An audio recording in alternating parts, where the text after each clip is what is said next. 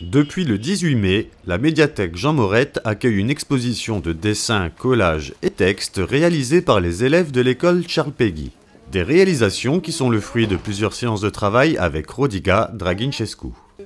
Notre exposition a été préparée à partir déjà du mois de septembre. Il s'agit d'un projet annuel, d'un projet curriculaire, scolaire, qui est déjà mené depuis 2 ans au niveau des écoles primaires de la commune. Ce sont des contes et des légendes que nous étudions ensemble, des contes et des légendes de Lorraine, de notre région. Les enfants apprennent ainsi sur l'histoire et la géographie de cette région, sur les traditions, sur les personnages mythiques et ils s'enrichissent. C'est un projet artistique, c'est un projet qui permet à chaque enfant de se libérer, de se donner confiance, de rêver et de s'exprimer artistiquement. Toutes les classes de l'école Charles Péguy ont fait ce projet, des CP, de CE1, CE2, CM1, CM2. Mais chaque classe a transformé le projet en fonction de la tranche d'âge, des compétences et bien sûr de leur niveau scolaire et pédagogique. Après quelques mois d'études de toute cette belle histoire, les enfants ont commencé à dessiner, à faire des collages avec les personnages qui les ont touchés, et particulièrement les animaux. Pourquoi les animaux? Parce que dans chaque conte, dans chaque légende, il y a des animaux époustouflants qui, des fois, les fascinent et le plus souvent, leur donnent la chair de poule. Ils en rêvent encore la nuit et donc c'est pour cela que notre thème, c'est l'animal imaginaire, l'animal qui est entre le réel et l'irréel.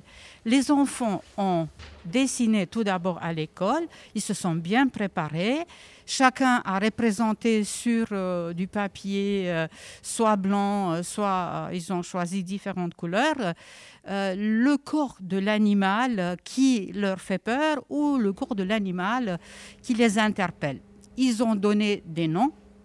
Le plus souvent, quand il s'agit des collages, quand l'animal, par exemple, a la tête, disons, d'un lion, le corps d'un serpent, comme c'est le cas ici, chaque enfant a donné un nom à partir des syllabes composantes dans le nom de l'animal respectif. Ensuite, les plus grands, les CM1 et les CM2, ont écrit des histoires, ont inventé des histoires. Les plus petits, ils ont inventé des poésies. Dans chaque texte, il y a toujours comme personnage principal leur animal imaginaire. Avant Noël, nous avons organisé un super concours, le meilleur dessinateur de notre école, avec un petit quiz. L'image dessinée était bien sûr accompagnée de questions, un questionnaire qui vérifiait si l'enfant a déjà une petite culture générale après avoir étudié tous ces détails sur notre région, les belles traditions, les coutumes, les fêtes et bien sûr les anciennes histoires.